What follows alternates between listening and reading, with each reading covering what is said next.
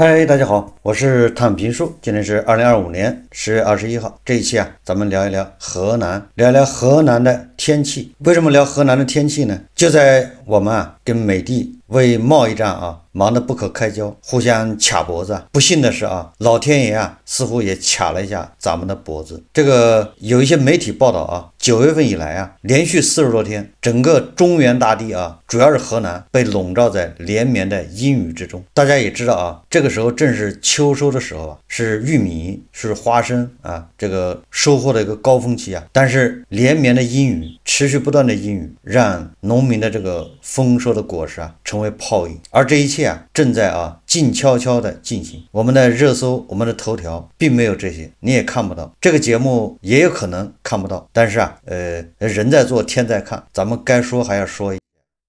所以我也聊一下这个河南的这一场秋雨。大家先看一段视频。朋友们，咱家花生被淹了，从昨天晚上下到今天，目前为止一滴没有停，一直在下，也不知道这是咋了。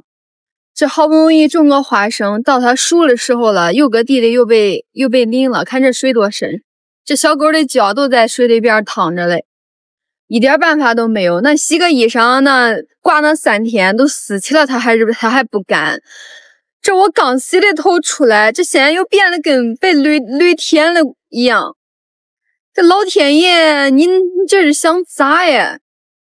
你都不能平均一点，你叫雨分给山东一点，河北一点，山西一点，中不中？别光下给俺河南，这真是受不住了呀！老天爷啊，1个多月没见过太阳了。2025年这场长达48天的烂秋雨，考验住驻马店及河南全省人民。乡亲们顶着40度的高温，没日没夜浇灌出来的庄稼，面临着无法收获的困境。勤劳而顽强的河南乡亲在泥水中捡活自己收获的庄稼，这是他们对粮食的珍惜，也是在辛苦守护中原粮仓。我不知道这条视频能不能走出河南，但我仍然为我的父老乡亲去发声。正好这个三联生活周刊他昨天刊登了一篇文章，叫河南60年一遇烂秋雨背后，农户夏天抗旱救活的庄稼泡烂在地里。也就是河南这个夏天遭遇了干旱，那农民呢夏天是抗旱，结果到秋收的时候又遇上了这个烂秋雨。所以这个雨下的不是时机，错位了。本来它应该在夏天下，结果它挪到了秋天下，而且一下就是40天，给中原大地的这些辛苦的农民带来了叫灾难。我们一起来看一看这个三联生活周刊的文章这是人家正规的报刊刊登的，不是谣言，也不是夸大，是一篇正经的报道。说雨还在下，10月17号，那也就是3-4天前，河南南阳市社旗县好寨村村民张秀从家里望出去，一片沟满和平就像刚才视频里面放的一样也就是那个视频它不是一个地方，它是整个的，应该是河南中部、安徽的北部、山东的南部、江苏的北部，恐怕都有涉及我看有的文章报道陕西也有也就是数了一下，有7个省都受到这个叫秋雨的这个影响。那当然恐怕是河南是最严重。从前一天夜里开始，大雨不住的往下泼，田间道道深沟涨起水，漫溢出来，下得满满的，都分不清哪个是路哪个是沟了。说实话就我在长江中下游这个地方，像这种场景一般是夏天，大概7月份8月份比较多，主要是7月份6月下旬7月份，但是秋天很少了说张秀看了心焦，他惦记着家里还没收割的29亩玉米地，但雨大的他不敢出门。进入9月以来，河南的这场秋雨已经下了40多天，本刊采访的多位农户都没有想到这场雨会下这么久。其实对于起初的几阵雨，农户们是有些高兴的，觉得能缓解持续整个夏天的旱情。但祖国的南方，对吧，还有长江中下游正在被这个高温被这个秋老虎所烦恼的时候，对吧？杭州、上海好像都30多度但是我们的中原大地却被这个秋雨心都淋透了。到了9月中旬，玉米成熟该收割了，雨却还在下，眼看着玉米杆泡在水里，叶片变得枯黄，剥开外皮露出玉米棒子，已经发霉长毛。詹秀开始着急，她等不到放晴，冒着雨和老公婆婆掰完1亩多地的玉米，阴雨天还在持续。詹秀家还没来得及收割下的29亩玉米，紧接着花生在9月下旬也成熟了。为了不让花生全部沤烂在地里，他们只好先去收更值钱的花生，那玉米就全没了。网上有很多视频啊，就是那个农户啊，农民划着小鱼盆、澡盆，在那个玉米地里面掰玉米，就水太深了。由于土壤过湿啊，轮式收割机轮胎会陷进地里，惯常的机械化作业此时不太行得通，很多农户只能自己徒手收割。詹秀穿着胶鞋踩进花生地里，半条腿深的泥巴一下灌进鞋里，感觉一只脚有4、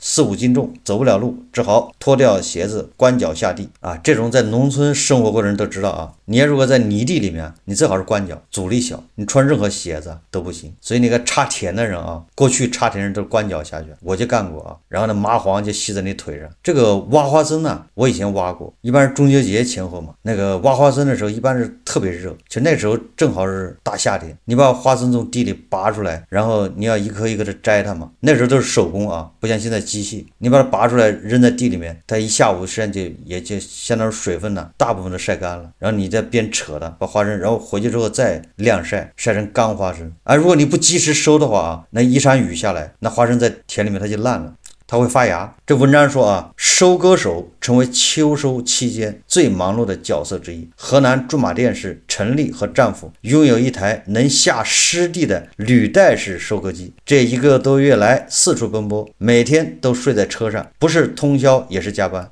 一天能收割50-60亩地，地太湿，收割起来负荷大，履带等配件损耗翻了3-4倍。在河南省内，陈丽夫妻帮收割的基本是玉米，很多都霉烂发芽了。想起他就忍不住叹气，今年真的不容易啊！玉米收出来跟羊粪蛋子一样。在豫北、濮阳、阆中乡、凤娥，自玉米成熟后啊，就睡不好觉了。每天夜里她都会起来3-4次，看看雨停没停。她和丈夫承包了100多亩地种玉米，你看，那她这就是大户，她是包的地种的玉米。那如果绝收的话，那她就赔钱了，因为承包的地要花钱的，1亩地300块、400块或者200块，是村里最大的种粮户。在常州打工的女儿和上大专的儿子都回来帮忙抢收。凌晨5点起床，只要雨一小就下地掰玉米装袋。儿子埋头背着40斤的玉米袋，一脚深一脚浅的淌过100多米的泥地，要花上10分钟。期间都用手抓着身侧的玉米杆，不然就会摔倒。为了方便干活，他们不穿雨衣，辛苦着和天抢时间的农户们大多有着同一个朴素念头，不能让粮食烂在地里。詹秀的婆婆今年62岁，种了一辈子地，最近只要在地里看到一颗遗漏的花生，就心疼的赶紧捡起来装进衣服口袋。想着地里没收的几十亩庄稼，婆婆又愁又急啊，有时拔着花生就哭起来。她每天天不亮就起床，把2个胶带剪开后，一针一针缝成大袋子，方便背花生。即使吃止痛药才能下地，她也要在地里干到天黑，都舍不得回家。抢收如此迫在眉睫，也有着经济上的考量。李伟是山丘市农户，租了5亩地种玉米，他给本刊详细计算了每亩玉米地的成本，地租1年800，他这个也有可能这个地离城市非常近，郊区的，那它就贵。他这1年是800要买种子、化肥、除虫药、矮状素，加上浇水的电费、播种和收割的机器费用，1亩地成本1200元左右。正常情况下，每亩地能收1500斤到1700斤，一斤要卖1块1。但如果被打湿的玉米，售价砍半，这样1亩地要倒亏好几百元。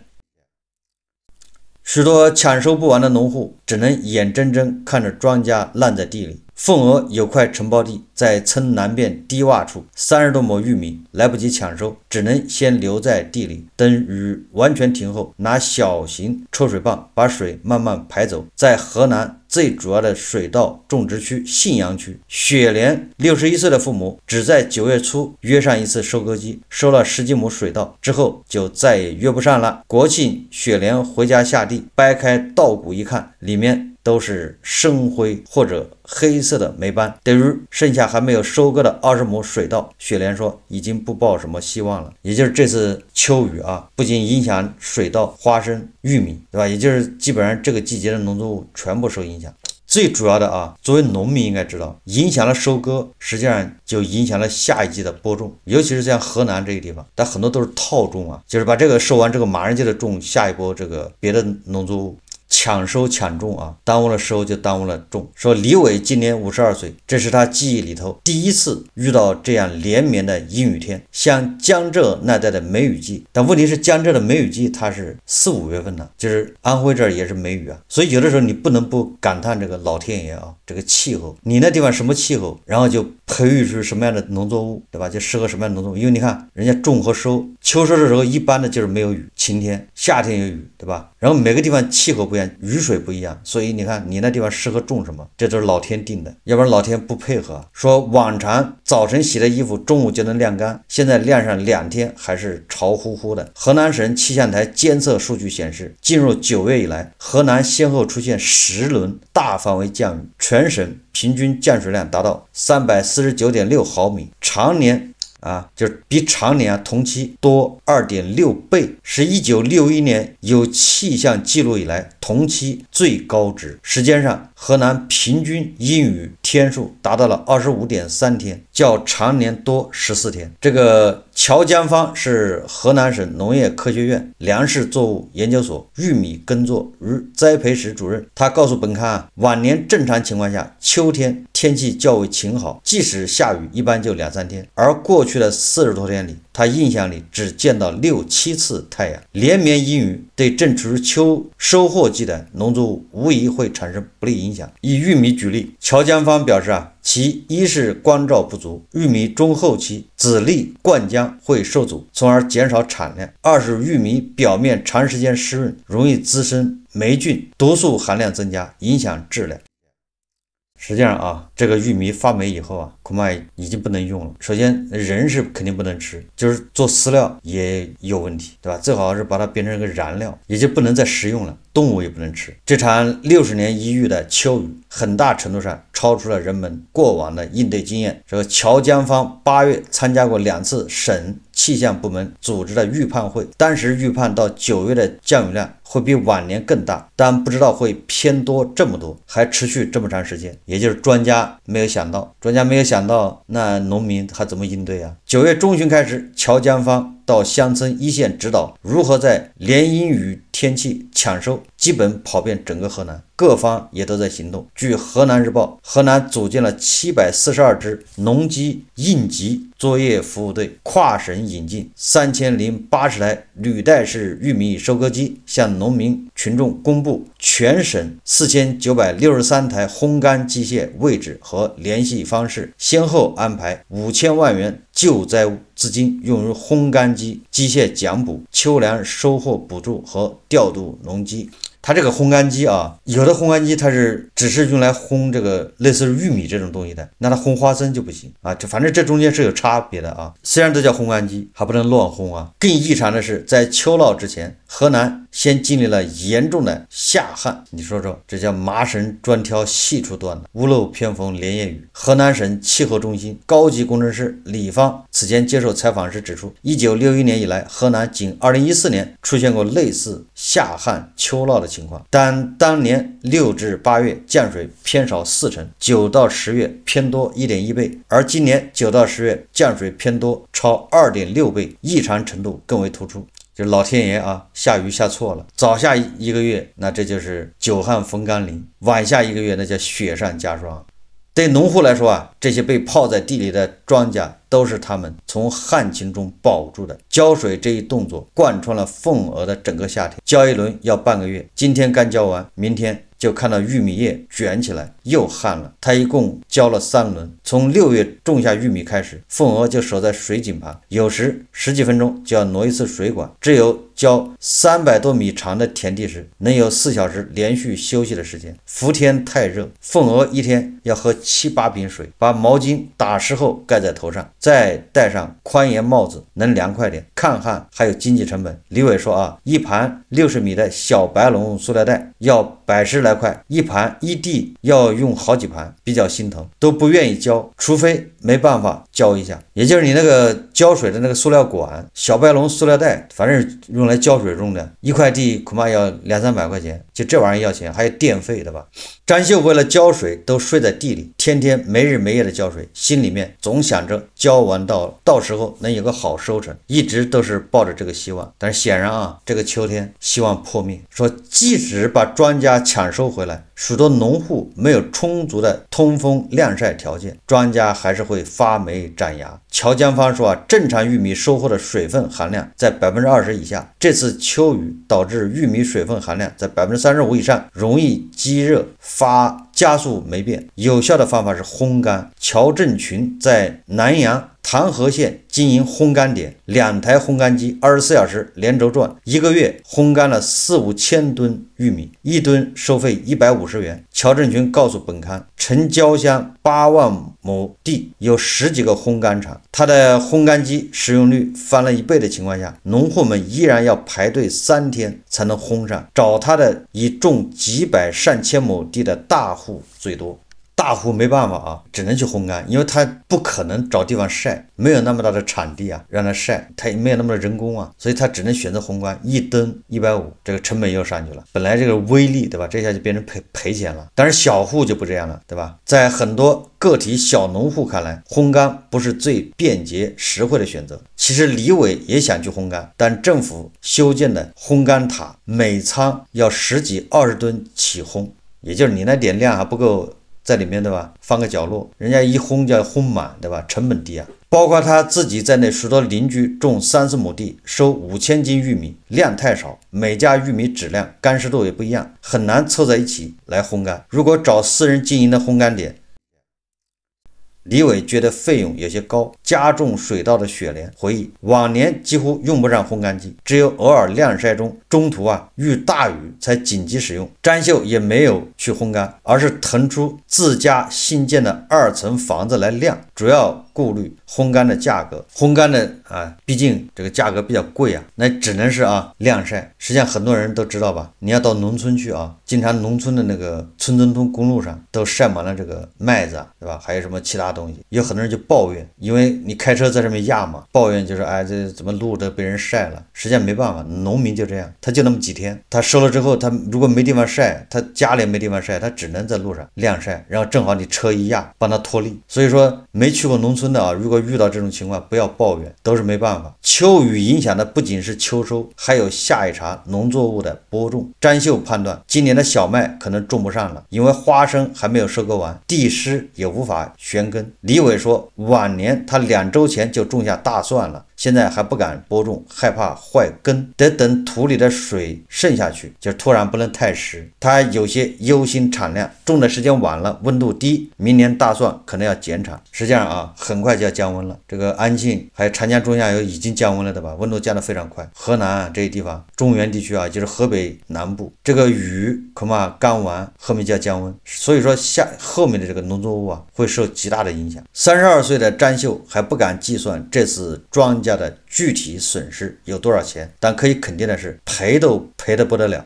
没收上来的玉米和花生都有20多亩，收上来的花生有一大半湿坏，晒干后去卖，收粮商也因为质量问题拒收。那当然了，这玩意不能要所以那个你发霉的花生还有那个玉米恐怕只能当做什么燃料就是不有好多那个提取那个酒精燃料什么乙醇什么之类的嘛就用那个农作物变成能源，那没办法。你发霉的花生你是榨油是吗？炼花花生油是吗？你想象你敢吃吗？放心不下父母孩子，张秀夫妻每年一半时间在外打工，5到11月回家种地干活。张秀和丈夫是高中同学，婚后一起去广东中山打工。张秀在纺织厂做内衣肩带，一站12个小时，在30多台机器间跑动，月工资4、5千。丈夫在五金厂做工，一个月5、6千元。为了多攒下点钱，夫妻俩能省则省，饭在工厂食堂吃，只花3、400元，在城中村租了一间10平米的单间，往返河南和广东，坐的是10几个小时的大巴车。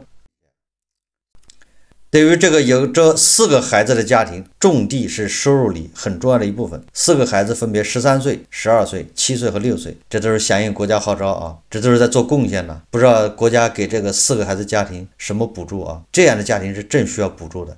我就怀疑这个政策啊，完美的把他们错过了。都是上学的年纪，父母身体不太好，一直在吃药，止疼的、降血压的都吃，一个月药费1000把元，养家1年得10来万。张秀夫妻打工半年挣5、6万，剩下靠70多亩地啊，正常收成1亩地能挣600元，加起来正好够上收支平衡。张秀说啊，上有老下有小，家里攒不下钱，也顾不上考虑为孩子存钱这类更长远的事，一切努力先解决眼下的生计问题。问题是他这70亩地现在要赔钱了，就是今年不仅不挣钱，还要往里倒贴。你说这他受得了吗？这就是一个农民暴雷。张秀说啊，种地比打工辛苦，也更不稳定。这个我觉得三农专家应该多听一听，多看一看，对吧？三联生活周刊这些报道，这个张秀70亩地肯定是租来的，70亩地都养不活一家4口啊，4个孩子，他这半年在外面打工，我不知道这专家到底脑子怎么想的，忽悠年轻人到农村。这一家种70亩地，夫妻俩还得出去打半年工，正好1年开支能平衡，这还是风调雨顺呢。种地比打工辛苦，也更不稳定。当孩子们逐渐长大，他需要更多地留在家里。夫妻没回来时，在乡里上初中的大女儿总是闷闷不乐的，吃完饭就把自己关进房间，什么事都藏在心里。张秀打电话时问起，女儿就直摇头，更不会和爷爷奶奶说。张秀回家后，大女儿明显活泼起来，在学校里面发生什么，吃了什么饭，学什么习，都回来都说。12岁的儿子变化也很大，过往爷爷奶奶说一两句啊，他就容易发火吵架，像叛逆期。父母回来后啊，变得很听话，让他做家务也立马就去。和张秀类似，48岁的凤娥也离不开家。5、6年前，他会在农闲时外出打工，去过广东、杭州和山东的食品厂、玩具厂，直到女儿陆续生下2个孩子。年轻的夫妻去常州打工，放在邻村的丈夫家里，由婆婆帮忙带。凤娥觉得自己也要帮衬女儿带外孙，于是不再出门。这个凤娥家收入主要靠着100多亩地，正常1年收入7、8万，成本3万，种地赚的不多，家里的经济压力也存在。丈夫是村干部，工资1个月1000多，20岁的儿子在上大专，1个月生活费2000元。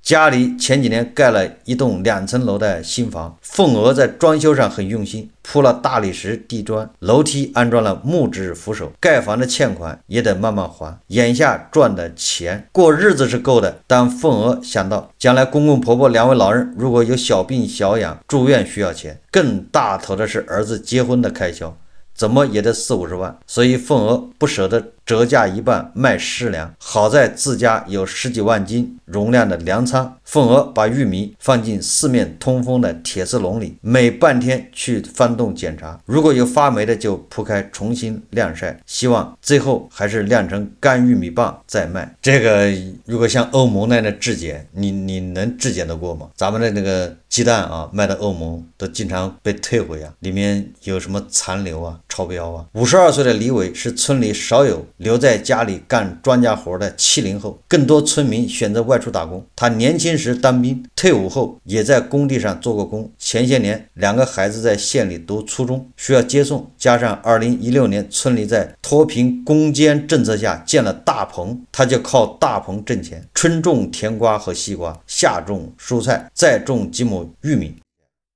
李伟说啊，现在年龄渐长，也没有什么技能，外出打工已经很难谋生，就靠这点地。我2口子现在所有干的都是为了孩子。李伟2个孩子都在上大学，女儿正在县城实习，儿子在郑州读大2。每人每月1500元生活费。李伟夫妻舍不得在自己身上花钱，他的衣服7元一件，菜就吃大棚里自己种的，挑便宜的土豆、绿豆芽、白菜、辣椒卖的贵就不吃。把2个孩子供上大学后，李伟没攒下什么积蓄，现在只希望孩子毕业后能找着工作，能养活自己，别再回来种庄稼都行。